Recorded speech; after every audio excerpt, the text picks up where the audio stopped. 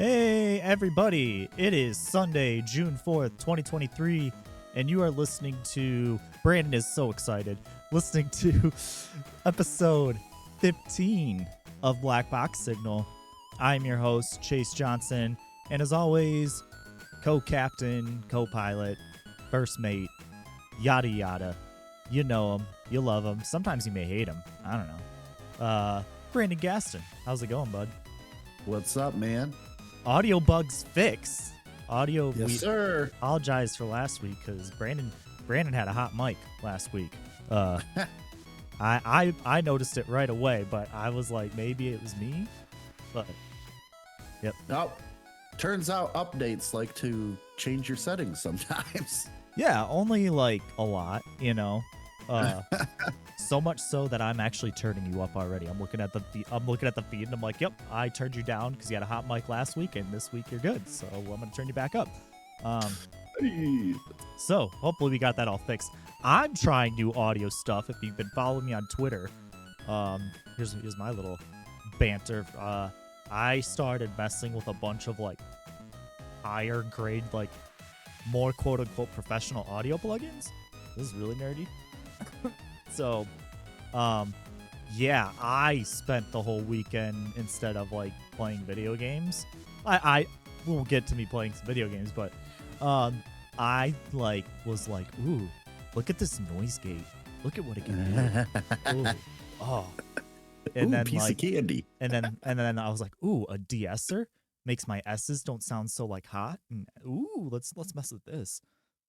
Ooh, a new better compressor. Let's try this. Ooh. So that's what I did. And I got also I had to go get fitted for a tux today. That was yep. That was fun. I mean, it was in and out, but that's all I've been doing. Dexter is literally seconds away from walking. So that's what have you been doing? Moving and cruising. Well, I don't know if I mentioned it last week or not, but my oldest brother just graduated from college. He has his doctorate now, and we're very proud of him. And Nice. So we threw a party for him yesterday. Was it Matt? He just Congrats, turned Matt, 40. Black Box. He just turned 40 this year. So I told him I can officially call you an old man now because he's 40 now. We're creeping up. But yeah, sure, don't remind me. So we did kind of like a split, like happy graduation / birthday party for him, and that was a lot of fun. So I'm a little yawny today because I didn't go to bed till like friggin' 1 o'clock in the morning, so I'm a little tired today. Little tired, little brown bottle flu. No, I'm just kidding. No, you're good. This is an adult podcast. I uploaded it saying it's not for kids. So but so the other thing was, so we were like we were getting stuff ready. Friday, what's today? Today's Sunday. Yeah, so Sunday. Friday. Wow, I'm losing track of the time. The holiday through it is what threw me off. Yeah, man, I can't believe it's June. Yeah, tell me about it. So we went out, we were getting balloons to tie on the mailbox so people would know where we were at. And so we were at this Dollar General or whatever, and like 2 doors down is Disc Traders, which, if for other people who don't know what Disc Traders is, it's basically your generic like buy and sell games, DVDs, whatever. So I was like, all right, well, while you guys get the balloons, I'm just going to go in here and look. And the only reason I go into places like that is specifically for me, I like to go look at the Super Nintendo stuff, just to peruse what's there, because Super Nintendo, I've said it before, is my favorite console. But like, I like collecting all the old games that like I remember loving, but never owning when I was a kid, right? Because my dad was kind of a stickler about video games. Were expensive even back then too. Mm-hmm. So went in there, I'm perusing around. Of course, I'm like, all right, per the usual, there's nothing in here I'm interested in because it's all the lame stuff that nobody wants to play. But I happened to spy that they had Final Fantasy Mystic Quest, which is probably rated the worst Final Fantasy game in existence, but I absolutely love it. And the price was right for $24.99. I was like, all right, well, I'll get this while I'm here. Why not? We'll check it off the list of Okay. stuff that I had. So we gonna jump into games proper then? We'll get to that. But so yeah, so I did that. And my daughter just turned 7 on Friday. Oh So happy man. birthday, Mimi. We love you. So yeah, kids freaking getting big. You talking about Dexter walking. My freaking daughter's turned 7, you know. God, Mine's feel old. mine's gonna be 9 this year. My daughter. So yeah, that was kind of the gist of my weekend. Just a lot of family time and just doing stuff like that. Yeah, nice. Well, now do you want to get into games? You kind of threw me off there because you started talking about Mythic Quest. So I was like, when do I got to hit the button? Well, no, yeah, we can for sure. If you want to get into that, we can get into that. All right, well then we will get into video games, and I have no cool transition yet, so you're just gonna have to deal with the sound effect. Yes, Dustin suggested maybe I should add something, and I agree. I just didn't have time, as usual. That's because you're playing with all the cool audio stuff. Yeah, I was playing with audio plugins instead. So where do you want to start with Final Fantasy Mystic Quest, or where do you want to start? Yeah, okay. Yeah, we can start with that because I was already kind of talking about it. So yeah, probably rated on the bottom. Worst Final Fantasy game, or pretty freaking close to the bottom, but I absolutely love it. There's just something about it that I love. And actually, it's funny because so I've been playing that this weekend, and me and my cousin were talking yesterday about old video games that you remember playing as a kid, and how like it took you like 20 plus hours to beat these games, and like now that you go back and play them as an adult, you're like absolutely smashing them. Like I'm already probably 80% of the way through this game already in like a day. Yeah, so. People used to say like back in the day games were really long, and I'm like, no, they weren't. Like they weren't. They like I think that's a perception because of like certain RPGs did have that length, but it wasn't all of them. It was like your big budget ones like all. Final Fantasies and things like that. Well, that too, and I feel like what made them seem longer was the fact that like games aren't like how they are now, where it's like, oh, I can open up a map and there's a marker that tells me exactly where to go. It was like, no, you had to actually like read the text, and the text would be generic, like go west of here and you might find something. And you're like, well, I don't even know where there is to begin with. So I don't know how to go west of there, but sure, I'll just wander around aimlessly for a couple hours and hopefully I find it, you know, kind of a deal. But it's been pretty fun. The niche with this is that your party only consists of 2 people, and sometimes it's only just you in the game. But it's cool because you get I have to think about it. 4 different weapon types in the game that you can cycle through. And what I like about it is just because like one of your weapons may be way stronger than the other one, it might not be the best pick for whatever you're fighting, because certain monsters have certain weaknesses to certain weapons, right? So for example, at one point my bombs were the strongest weapon I had, but I'm fighting a tree monster. So if you whack it with the axe, it's automatically like a 1-hit KO every time. So I think that that's kind of a cool thing that they did. It's absolutely super silly. Like this guy's like, oh, for 200 gold pieces, I'll blah, blah, blah. And your main character goes, but my allowance is only 2 gold pieces a month. Like, you know what I mean? Like it's absolutely not serious at all. So that's what I like about it, is it's really funny.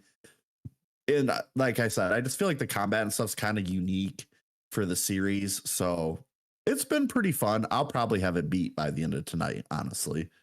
The other thing was, and not really something that I necessarily played, but I did watch a trailer for Silent Hill Ascension, and that piqued my interest. So I was like, all right, well, I'll check this out, because you know me. I need a button for a cue that's just like some sort of like infamous Silent Hill chime that every Silent Hill fan will know, and be like Brandon's Silent Hill minute. And yep. Start the tally, get the board out. Yep. Brandon's mentioned Silent Hill again. And you have 2 minutes. Go. No. Put a timer So in the corner. it was a pretty short trailer. It didn't really show any like gameplay or anything, but I thought it was interesting. So like I can't really tell if it takes place in Silent Hill or not, but it's got that infamous like what people call the snow, but it's actually like ash raining down. So I feel like you're in Silent Hill. But the thing I noticed the most was Pyramid Head was notoriously not anywhere in the video at all, which anybody that knows Silent Hill, like Pyramid Head's a pretty big staple as far as the games go. But here's the interesting part. They showed some other big kind of like boss type monster chasing you. So I'm wondering if in this one they've replaced Pyramid Head temporarily with whatever this new disgusting looking thing is. It looks totally gnarly and creepy. So it's definitely piqued my interest for sure. So definitely something I want to keep an eye on because it could be interesting, or in true Silent Hill tradition, or it could be notoriously not good at all. So I mean, yeah, looking at you, Downpour. That game is terrible. I haven't been playing too much more. I've just been playing more of season. I've put down Stranger Paradise for now. I'm kind of just waiting for Final Fantasy at this point. But I don't know. I got farther in season. We learned more about like the gray hands and things like that. I'm almost done with this really big valley area. There's so many different areas to explore. I actually was playing it earlier when I was watching Dustin's stream. And that game just continues to. I keep saying it over and over, and I want to have more to say. But it's so hard to dance around everything. There's more I need to know too. I'm about halfway through the game right now. And I'm hoping I'll have it finished by next podcast. And I'll have like maybe not my final thoughts, because if I just beat it, I don't want to give final thoughts. I kind of like want to sit and wait and see how I feel about it. Yeah, let it stew a little bit for sure. I've made that mistake before, of being like, oh, this is amazing, and then like, then you sit a little bit longer, or the opposite, where you're like, yeah, this is pretty good, and then you wait, you're like, wait a minute, this is amazing. Breath of the Wild. That was me with Breath of the Wild. Man, this game's so awesome. And then like 2 months later, I'm like, you know what? It was just okay. I was I was that with Breath of the Wild, and then the opposite with Nier Automata and Persona 5. Interesting. Like I was like, oh, these are actually pretty good, and then I was like, wait a minute, these are like really good. Like, because at the time that I played Nier Automata and ranked it in my lists back when I did lists, cringe. Back when I did those top 10s, I remember. I only did ending A, and then I put it on my top 10 list. And then I went through the rest of the year, the next year, went back and bring back the lists. I do not play 10 games that are released in a calendar year anymore, unless we start we start a Patreon and people want to kick us in some money to buy like all the games all the time. Then I could maybe, because I was in school then, so I had access to a lot more stuff, and I was able to like, I think you remember, Brandon, when I was doing those top 10s, this is a weird side tangent. Yeah. When I'd send you a list, and it would be like 50 games deep, and you'd be like, you got to whittle this down to 10 and put them in an order. And I'm like, yep. Yeah. Like, of everything that I've touched this year, it doesn't necessarily mean beat. It doesn't necessarily mean beat. It's everything that I like touched, played, like that was released that calendar year. Oh no, you're forgetting. It went further than that. It was like getting a CIA document. He would send me the list, and there would be stuff redacted on it. Remember that? Yep. When I get ready to release it, he would redact stuff on the list. So cringe, so bad. And this isn't even that long ago. This is bad.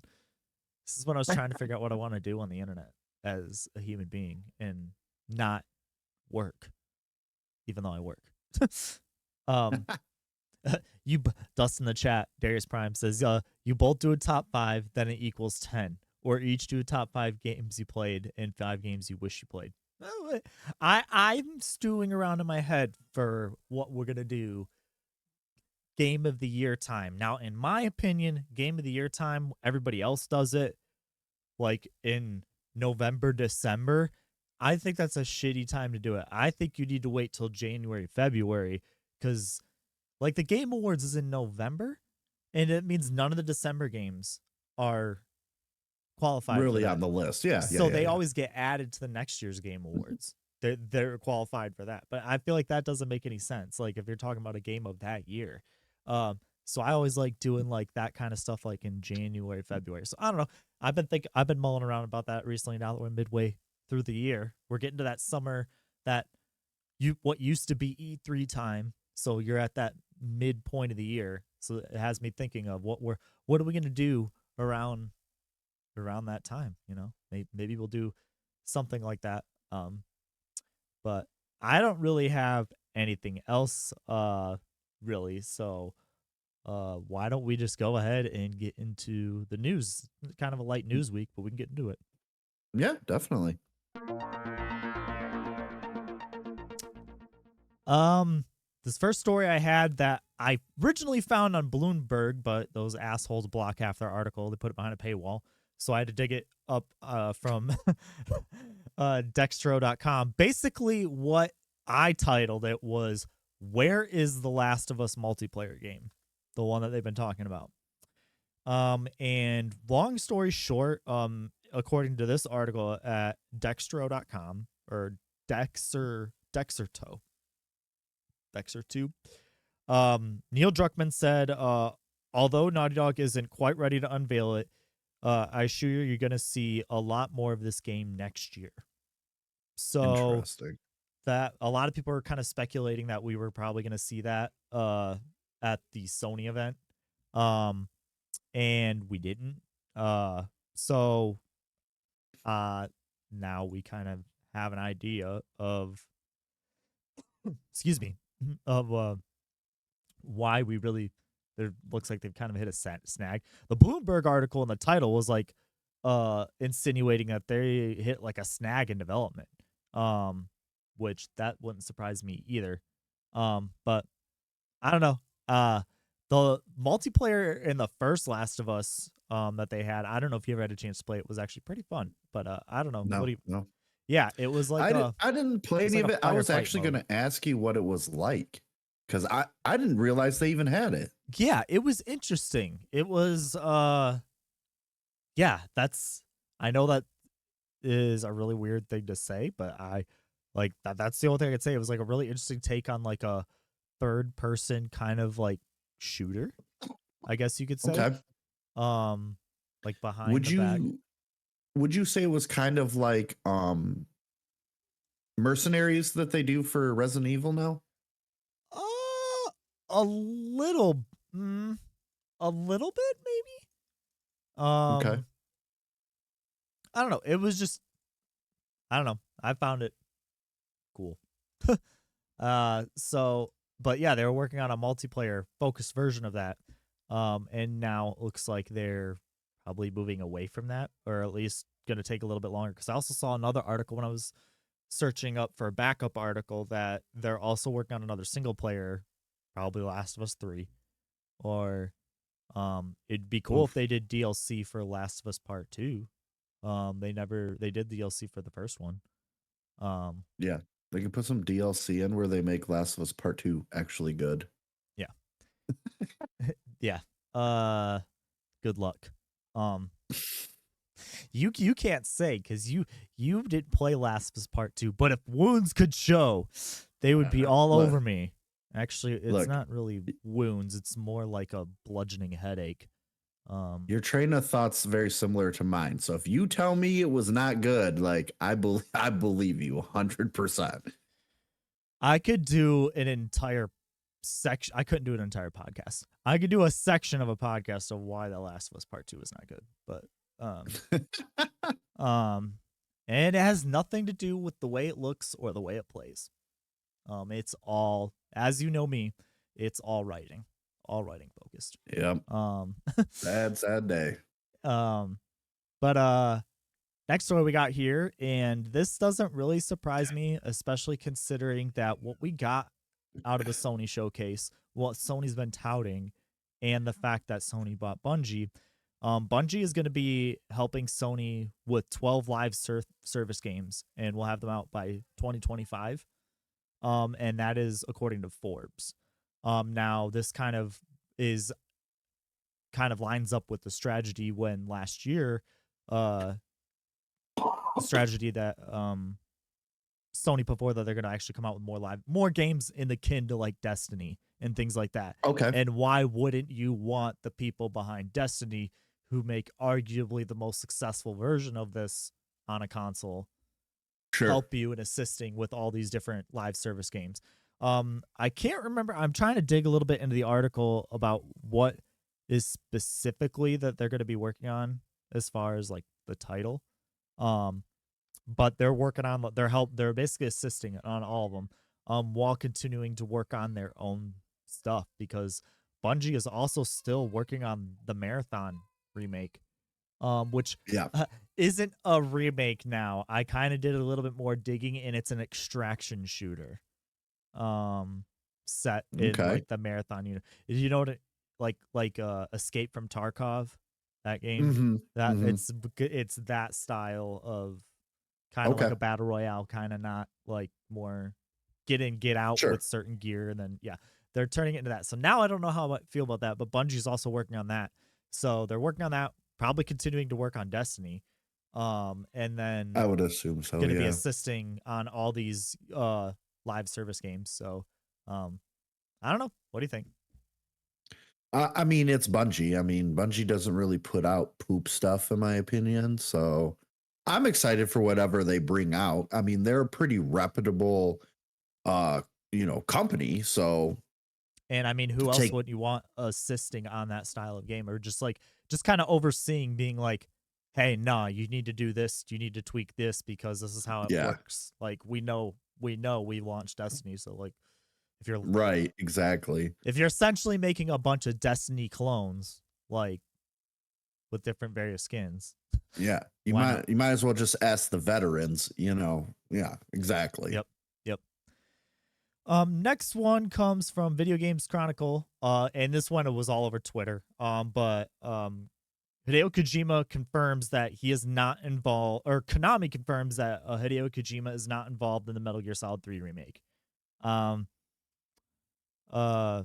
not involved. The Konami spokesperson told IGN, however, the development team will work hard to create this remake and also the ports for Metal Gear Solid Master Collection so that they can be enjoyed on multiple platforms by even more players around the world. I don't know. What do you think about Kojima not being on, like, working on that? That fucking stresses me out. I'm gonna be honest with you. Like, that worries me so much. Like, we have talked about it before. Like, that's what makes Metal Gear Solid Metal Gear Solid.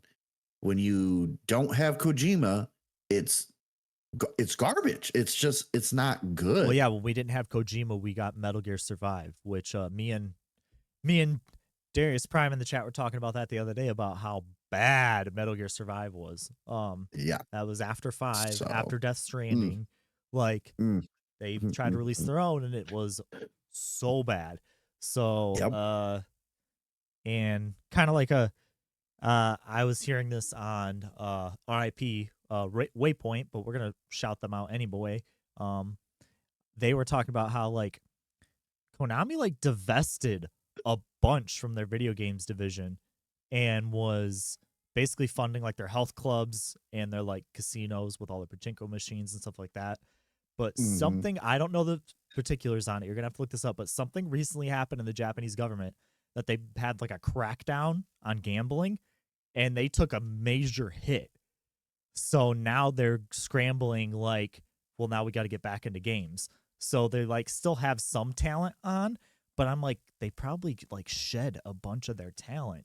So that's another worry that I have. That's like, you don't need Kojima. That's fine. It takes a bunch of people to make a game. Especially if you're just doing like a remake, like you can do it without somebody. But it worries me at the same time when you have a company that literally was like doing actively was doing everything for the past, I don't know, 5, 6, 7, almost the entire, pretty much since Metal Gear Solid 5 was a wrap. And then Metal Gear Survive kind of just fell out the door. Like, looked like they didn't even want to make it, but it was obligated to them to do it. Like, they were making the moves. It looked like everybody kept saying, when is Konami going to be getting out of games?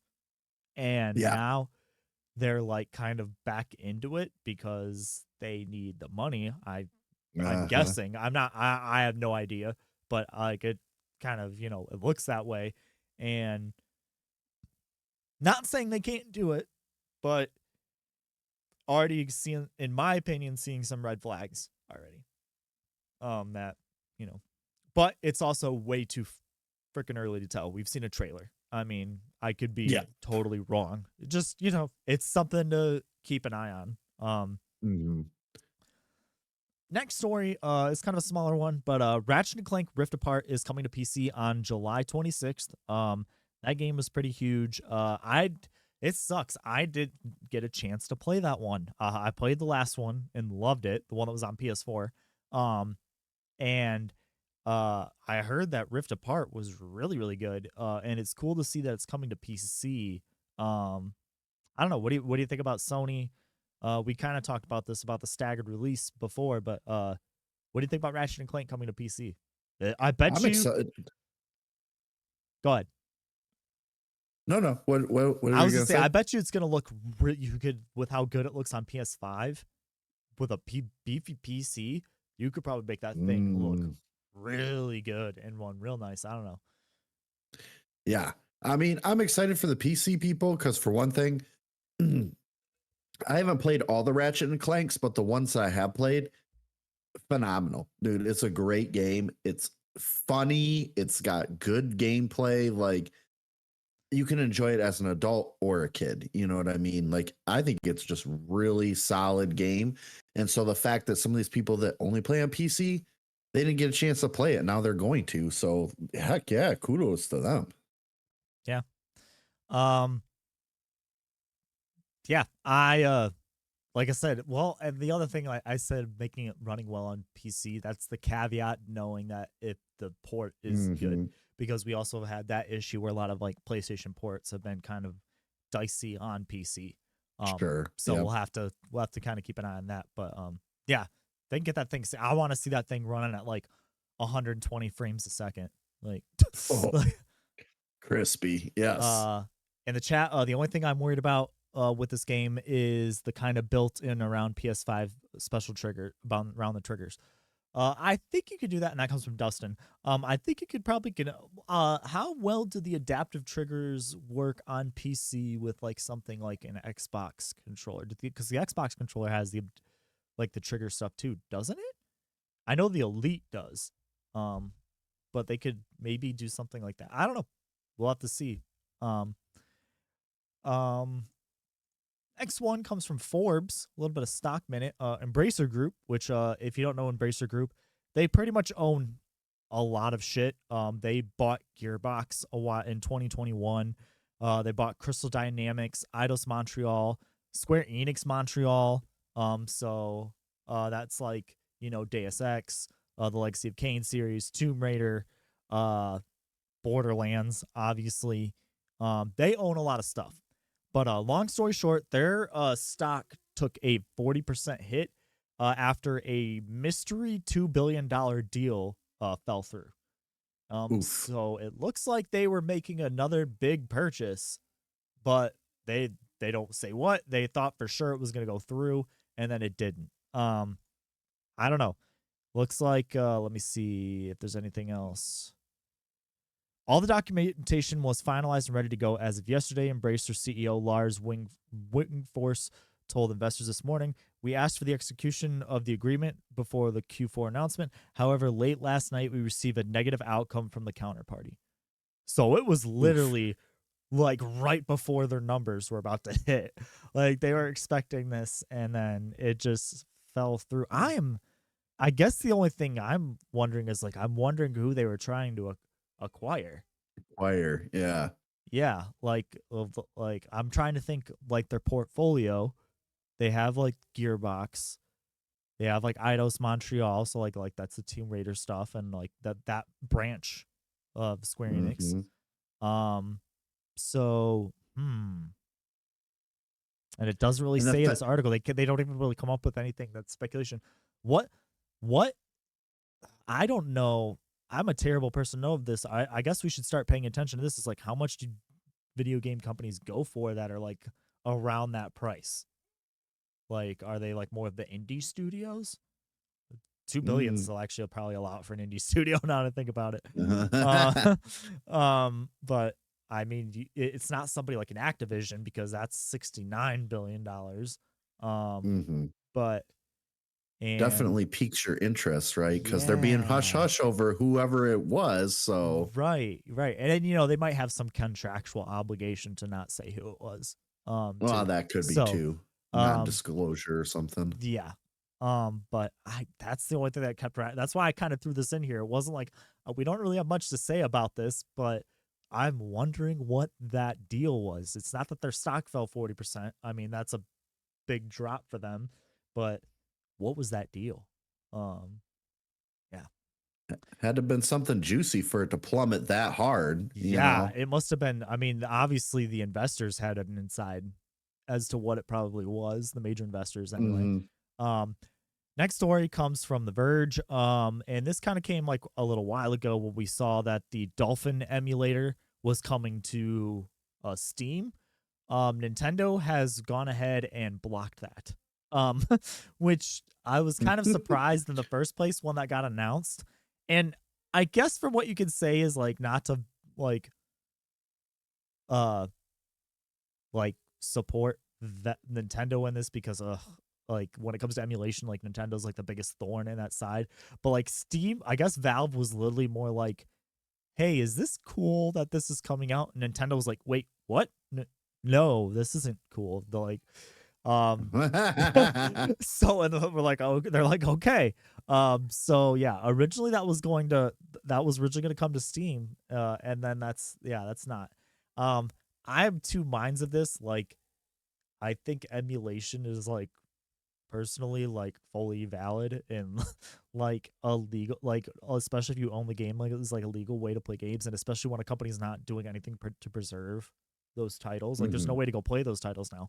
So what are you gonna do when another service comes along and like shows that? And it's not it emulators are not the problem. Like I understand you wanted to go after the ROMs, but shutting down the emulators that run these things are not the problem. Emulators are an important thing. When the physical cartridge cannot work anymore, or physical disc cannot work anymore, if somebody has successfully made an emulator for that, and emulators take time. They just recently, I think, got like the PlayStation 3 emulator to a point to where it's perfect. It took a while to where like because of that cell processor, it took them a while, Mhm. and now like they're working on the PS4 emulation because emulation is always still a few years behind, few generations behind. So like we're not going to see PlayStation 5 emulation until probably the 6 or 7. Like we're not going to Mhm. see that. So when those discs go away, there's no way to play like GameCube games now. Like unless you can find them and you find a working GameCube and have a tube TV or an HD TV that accepts like old school component cables. Um Mhm. so I don't know what I I also would get it though. Well no, I don't think that I guess the ROMs are what should be blocked. Is what I should say. I don't know. What do you think? Well, I'm with you. Like emulators are a big part of preserving stuff like that. You know what I mean? Like you said, a lot of these stuff, there's degradation to the chips, the disc, Well, and it's like whatever. it's a form of media that we have in our society that isn't preserved in the way that music is, the way that that film Yeah. is. Hmm. Yeah. Because, oh, it's just a game. Well, yeah, Yeah, but like some of those it's have art. touched people in ways that you can't even describe. Well, the way I look at it too, it's art. It's science and art and mathematics all coming together. Like it is what it Hmm. is to create art. And until we find until hey, here's the thing, Nintendo, you want to come up with a better solution? Be my guest. Your trickle out pattern that you're doing in your shitty online service isn't Oh God. isn't really doing you any favors. So That isn't a good look. So I don't know. Offer solution instead of just shutting everybody down. I guess that's my thing. As we've said before, that's just Nintendo enough. You know what I mean? mhm. Yeah. Yep.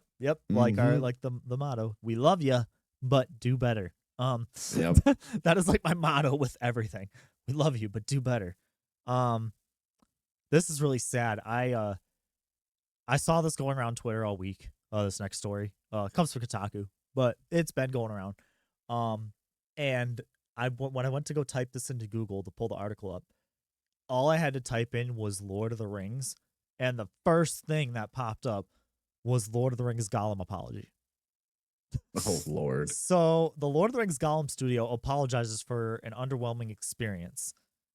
Um, uh, the developers apologizing for the fact that it did not meet expectations of the team of the community. Um, because that game has had really bad, like, I don't know if you've seen, but like that game's been, it looks bad to begin with. Like the textures look awful. Um, Mm. it's really buggy, and then on top of that, if you, here's my stickler, um, the I like how they're saying. I guess this is my thing. They're saying that they apologize for like the bad performance and like the way that it looks, and I'm like, okay, but even if those things weren't there, was anybody asking for a Gollum game? You read my mind. Like You for totally read real, my mind, like for dude. out of everybody you could pick in Lord of the Rings, everybody, you picked Gollum, and it's the period of Gollum that you pick between of when he loses the ring and gets captured in Mordor, and it goes like from being like I'm Gollum to it basically is like a stealth game because you're like trying to escape Mordor, I think, for a huge chunk of it. Um, Mm-hmm. but who? Who's this Yeah. for? I'm not a. Yeah. I will admit, like I'm not like I like Lord of the Rings. I do really like Lord of the Rings, but I'm not like a diehard. I know John's probably a little bit more into Lord of the Rings than both you and I. But I don't. I can't think of like when I go to like a diehard Lord of the Rings fan. I can't think of them being like, man, I cannot wait to play as Gollum. I don't know. What do you Yeah. think? Yeah, dude, when I saw that they announced that, like, and then I see Lord of the Rings, I'm like, okay, cool, kind of hyped. And then you get to the second part and it's like Gollum, and here's me. Well, that's an interesting choice, I guess. And is Like, this? I gotta look yeah, this up real quick. Is this a full priced game too? like I'm with you. Like, I never found Gollum to be that interesting. Not enough to where I want a whole spin-off game to play. I'm Like, looking this up right now. no, This can't no. be. This can't be a good full price game, is it? I would Because hope not, because that's Steam. oh Let's see what it is on Steam right now. It's a full price video game. It's wow. $59.99. It is No wonder they $59. apologized. it is. It is 59. It is 59 US American dollars. Yikes. Yeah, that's the Steam version, so that means PS5 version could be 70. Mm-hmm. Ugh. They're not all No. PlayStation 5 games are that much because I don't know if you noticed, but like Street Fighter 6, I think still launched at 59.99 at 60. I think Mm-hmm. there's still a few games that are doing it, but yeah, oof, oof. Mm-mm. Um, Mm-mm. next That one is comes from GameSpot, and I know we've been hearing a lot all over the place lately about AI. It's been everywhere. But NVIDIA unveils a plan, AI powered tech that could automate many aspects of game development, such as face animation, automate dialogue, and voice acting. Um, I don't, I don't know how I feel about this. I mean, with I just see that's especially the voice acting thing. Um, Maybe I'm a little biased because I know some voice actors and some aspiring voice actors. One's in the chat. Um, it just seems like that's just another way for a lot of bigger companies to kind of dance around having to pay anybody to do something. Yep. Read my mind. Again. Yeah. Not to sound doomer, because like there are some aspects where it's like, if it could help you write some simple code that like for like something simple that you need to do a bunch of times, if you could have it do that while you do the more complicated stuff, that's great. But when it starts like automating dialogue, and voice acting and actual face animation, um, I don't know. What do you think about? I mean, you kind of said a little bit, but what do you think about the whole AI thing kind of now getting into games and games development and things like that? First off, do you want Skynet? Because this is how we get I Skynet. knew we were going there. Like me and my wife were talking about that. We were actually literally talking about this earlier, and we said the same thing. It was like you follow this to its logical conclusion, and machines are gonna go, planet Earth being destroyed. What destroys planet Earth? Humans destroy planet Earth. We destroy humans. That's just logical thinking. Mm-hmm. Like there's no malice behind that. But in the small short term, it's, what are you gonna do when you like put a bunch of people out of work because you've automated all these systems? Are you gonna do something? Is the country gonna do something to like maybe, I don't know, retrain these people so they can keep their Nope. jobs within the company? No. Nope. Of course So not. that is the thing, is they always approach it with that in mind first, the money making aspect first, without Yep. taking Every care of the time. people that helped you make the money in the first place. Like, And that's what you always hear from the reasoning is like, it's going to streamline everything. It's going to make everything more efficient. And then here's me sitting there listening to all this jargon. And the only thing I can think of is, it sounds like a bunch of people that are going to go hungry and not be able to provide for their families because you're going to literally cut all their jobs out. It's a slippery slope. It's like, yes, there are some ways to where, and we've even seen it. I mean, we don't really say where we work on this podcast, but even in our industry, you see it kind of like being done, where it's like, sometimes you think about it and it's like, it's scary that like I could be replaced by this computer easily someday, and I have no backup or no systems that are going to catch me when my job becomes obsolete. Oh, you're going to come into work one day and you're going to come get me for a walk, and BB-8's going to be sitting in my chair. I think that's how I feel sometimes, though. Like, yeah, it's kind of terrifying. Yeah. And we don't have any solutions yet. Like, that's all it would take. Just come up with some idea to, I don't know. Last couple stories here. We looks like and this comes from Ars Technica, but it's kind of been all over. Alan Wake 2 is not getting a physical edition. They're not going to get a disc release. Interesting. Now I think this is there was a lot of things going around that it actually says here, it's not uncommon to release modern games digital only. In fact, it's measured on a per title basis. And that's what says, that's according to the Alan Wake 2 FAQ notes. That doesn't really bother me too much, but I don't know. What do you think? I mean, I'm one of those people. I have a disk drive in my PS5 because, yes, a majority of my games are digital games because it's easier for me. Because I don't like going down to the store and dealing with people. You know me. I don't like people. But sometimes you just want to have a physical disc. I mean, sometimes you do. Let's rephrase that. We like people. We want the best for everybody, but then when everybody has the best that they could possibly get, I want them to leave us the fuck alone. Correct. Yes. More along the lines of not necessarily that I don't like people. It's just my social battery gets drained really social quick. Anxiety. So like, yeah, I have, but I don't know. I mean, I feel like they're really trying to push over into this just complete digital world anyways. I mean, you've already seen it with the Xbox and the PS5 releasing a digital only version. Yeah. And while I get that, like, yes, it streamlines things, blah, blah, blah, whatever, there are problems with it too, because I was just going to kind of get into that. Yeah.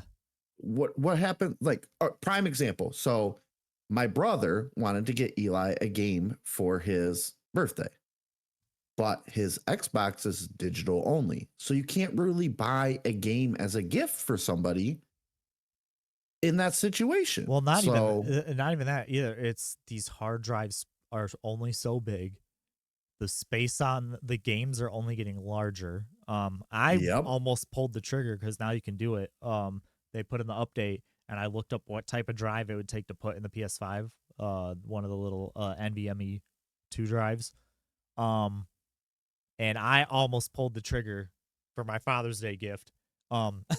Of like I should just put a 2 terabyte in this PS5 and call it a day, and not have to worry Mm-hmm. about it, or because like you run out of space so fast. I was literally just doing that the other night. I was like, well, I'm not playing Crisis Core anymore, so let's delete that off of here. I'm not playing this anymore. And those are disc games that I'm deleting Mm-hmm. off there. So like the digital ones are even bigger. That's a problem. Bigger, yeah. The download speeds are a problem because the pipelines on consoles are always constricted. Like you can download the same size game faster on your PC than you can on a PS5 because just the way the architecture of a console is built. For some reason, it's gotten better, but it's always been slower than a PC. So there's still a lot of problems with that. But on the flip side, video games are still not getting any cheaper to make. Doing all that is just like I would love to go to an all digital world because those discs just become waste someday, and it's just like more money that the company has to spend on printing discs, printing packaging, all that, to where they could put money in the game. So I see both sides of it. That's true. But here's my thing also. Like uh I was listening to it's one of those podcasts that you listen to, and it was, remember when he was talking about how he bought 4 copies of the same game, Okay, but remember? this was like the PlayStation 3 era and the PlayStation Right. Vita era, so it But was a while. but still, my gripe is similar to what he was talking about, how I don't mind paying X amount for a physical disc, but if you're going to sell me a complete digital version, that should be cheaper than a disc version. And I agree with them because, yeah, I'm It's not not paying for the necessarily packaging, the disc, all that stuff. it's not necessarily that. It gets dicey when he said he found it was a copy of Final Fantasy X, and it was after it had been discounted. The physical version had been discounted at a Target because in retail, once you get to Mm-hmm. that point, you're just trying to get rid of the old stuff so you can bring the new stuff in. It's just taking up shelf space.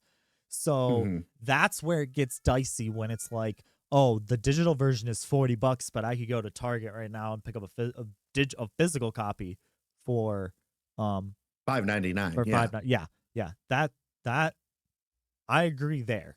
Mm-hmm. But that's why those are all the problems that it's not. If somebody could solve it, they'd be rich because Mm-hmm. they yeah. um Last couple stories here. This one is just kind of like, this comes from Video Games Chronicle, and I just kind of threw it on here because it's a milestone. There's not a lot of games that hit this. I think there's only a few. Ranks this will does rank it among the 10 best selling video games of all time, but The Witcher 3: The Wild Hunt has sold more than 50 million copies. Um Nice. Good uh for them. that means it's ahead of Pokemon Red, Blue, and Yellow, which Whoa. sold Okay. 47.5 million copies. Red Dead Redemption 2 was 53 million copies. Um, the best-selling game of all time remains Minecraft at 238 million copies. That makes That's sense. not surprising at I all. think GTA, I couldn't remember what the number was, but GTA I think has sold a lot. The last one with the online. GTA 5. Yeah. I Yeah, think that that makes one sense. sold like in the 80s or something like that. But it's top 10 games of all time. It's in pretty rarefied air. Mm-hmm. That you see a game even past 10 million. So 50 million is pretty good. What do you think? You're I don't know. I don't know how big you were into the Witcher games, but Honestly, so I played the shit out of Witcher 3, to be completely honest with you. I played 2 Um, and 3. Those are the two that I played. I played. It was either one or it was two on PC at our friend Ryan's house that we grew One up with, plays weird. One plays kind of weird. And I played three when it came out, and I remember it being kind of buggy and stuff, but they did patch it over pretty swiftly.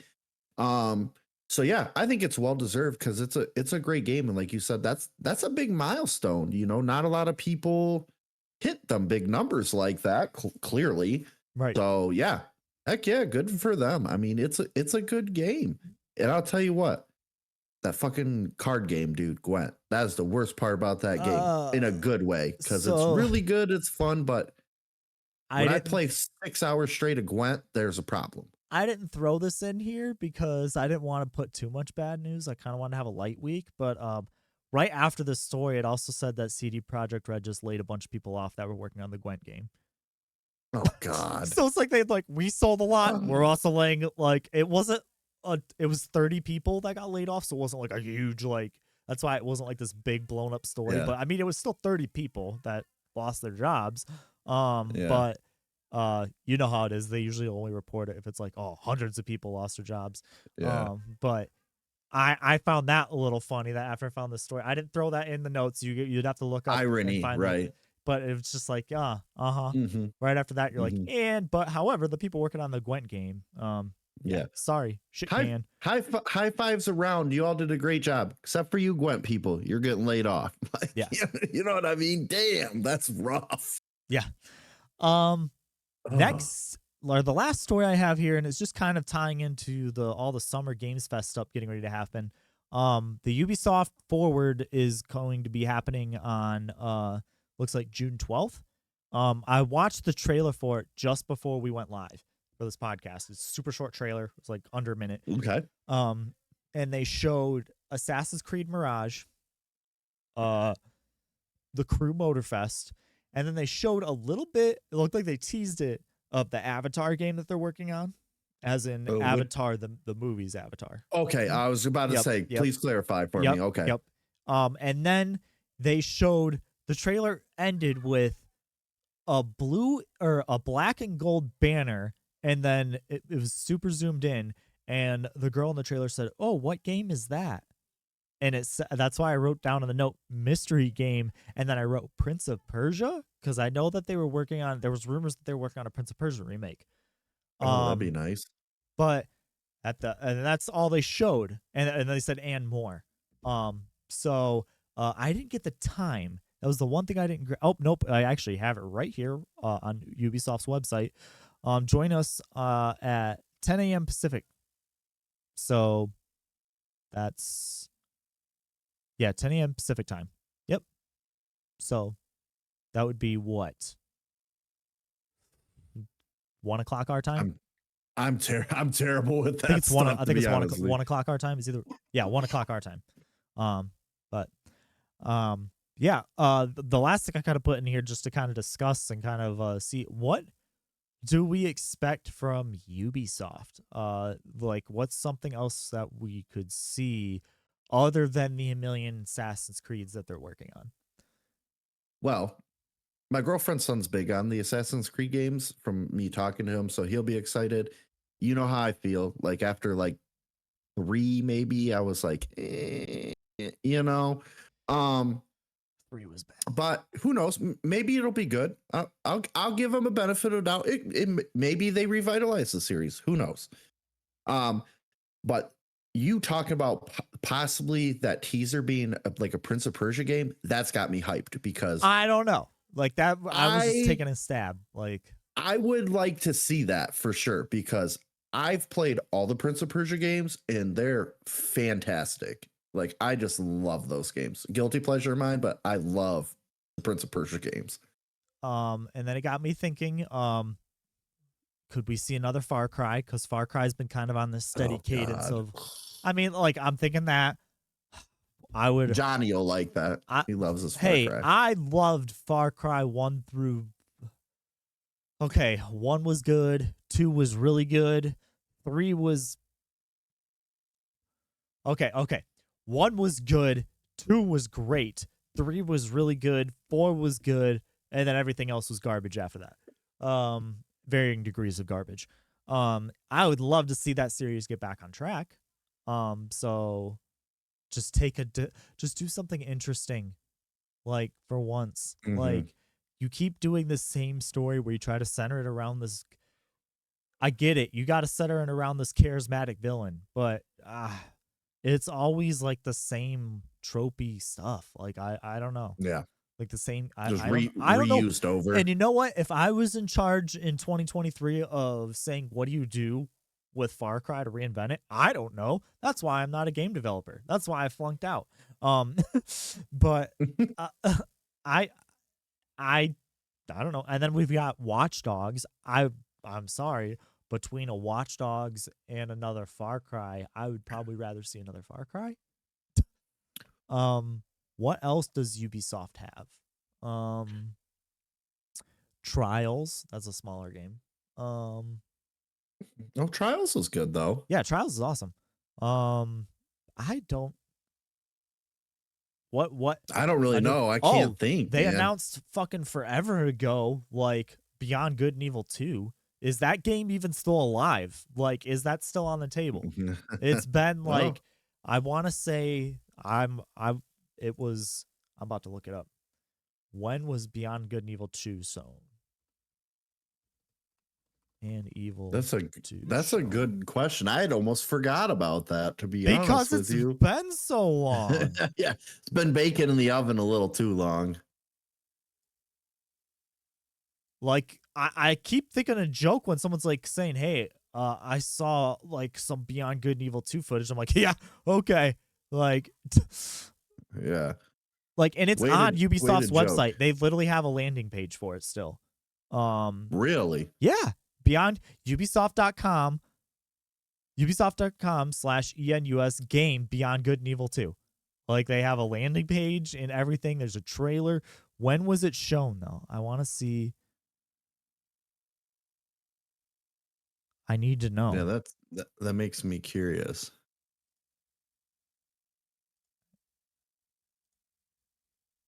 When? How long ago was? Are you trying to look to see how long ago the trailer was? Yeah, because I'm curious. Let me take a look here. It leaked into around May of 2009. Wow. And then it was revealed. Crazy. It was revealed in 2016. Here I'm seeing Beyond Good and Evil 2 trailer, and that was at E3 2017. Yeah, the official announcement before that was in 2016. So it leaked in 2009, was announced 18, 19, in 2016. 20, 21, 22, 20. Yeah, it's going on 6 years later. And and it's been radio silent. Like nothing. Wow. Like what is going on? Like is it even on the table? Is it in a coma? Is it on life support? Like has anybody heard from Beyond Good and Evil 2? Like has anyone checked on him? Like no? I'm pretty sure I saw that game on the back of a milk carton. Have you seen me? Right. No. Like have these people just been going and working on this game and like not knowing what they're doing? It's like we better actually get working on this game. Or I shouldn't say that. They're probably hard at work, but I don't know. I do see here there's a Did you look it up? Did you look up the landing page? No, but I clicked just Google and search Beyond Good and Evil 2, and I see there's like a thing here for a YouTube thing that says Beyond Good and Evil 2, 15 years of development hell. Yeah. Yeah, like you need and they still, like I said, they have a landing page. Like it's they like, do. You're not lying. They really do. With a trailer and like the latest news, the last update, dude. Scroll down to the bottom of this website. The last update, July 12th, 2020. That was the last update on their website. Jesus. Do you see it under latest news? It goes November 13th, 5th, 19th, March 18th of 2020, July 12th, 2020, and then it just stops. I'm not an expert, but that don't seem like a good sign. Yeah, that don't bode well. I just noticed that. I was like, scrolled to the bottom. I was like, their update stopped 3 years ago. Bravo Delta going dark. Yep. Well, I guess that's a good way to end the podcast with Eesh. what happened to be. That'll be on next week's episode. What happened to Beyond Good and Evil 2? We don't know because I don't think that game exists anymore. Because my I don't even speculation. think Ubisoft knows what happened to it. Right. I think that game. I think it's done.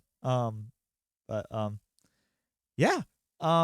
What are you going to be getting into this week? Are you going to be getting any streams in? I know it's been a while since you've streamed. I just haven't had anything new to stream. So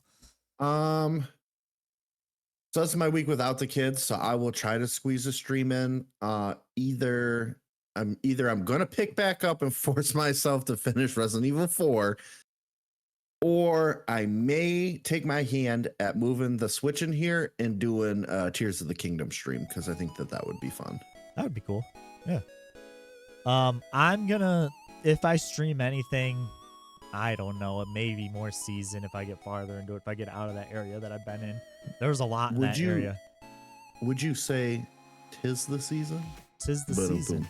I am getting the Final Fantasy Pixel Remastered collection for Father's Day. Sure now. Confirmed? 1 through 6, yep. And I already have 7, 8, and 9 on my Switch. So I'm thinking, why don't we just start at number 1? And I'm probably going to play with, I'll be honest, with like all the cheats on, so I can just fly through them and just get through the story and stuff like that. But I think that might be fun to do on stream, like the history of Final Fantasy, at least up till 9. Because 10 and 12 are still expensive on the Switch because of the Nintendo tax. There are some choice ones that I can't wait to hear your opinions on. 3, I believe it's 3. Which is the one with the Dark Knight Cecil. That's one of my all-time favorites. So I'll be curious to hear your thoughts on that. And of course, you already know. Number 6, my baby. Oof. I'm excited. Good. I'm excited, really excited to get into number 6. But yeah, you can catch us on Twitter and YouTube at _BlackBoxSignal. Follow us on Twitch at /BlackBoxSignal. You can email us at blackboxsignalpodcast@gmail.com. We are on Spotify, Apple Podcasts, iHeartRadio, Google Podcasts. We're pretty much everywhere at this point. Where can they find you, Brandon? You can find me on Twitter at Enrage Me with an H at the end. I try to be pretty active on there as much as I can be. And then you can also find me on Twitch at twitch.tv/Enrage Me, also with an H. And you can find me on Twitter at chasing_chase and on Twitch at /ChasingChaseTV. And until next week, you know what it is. Stay safe, comrades.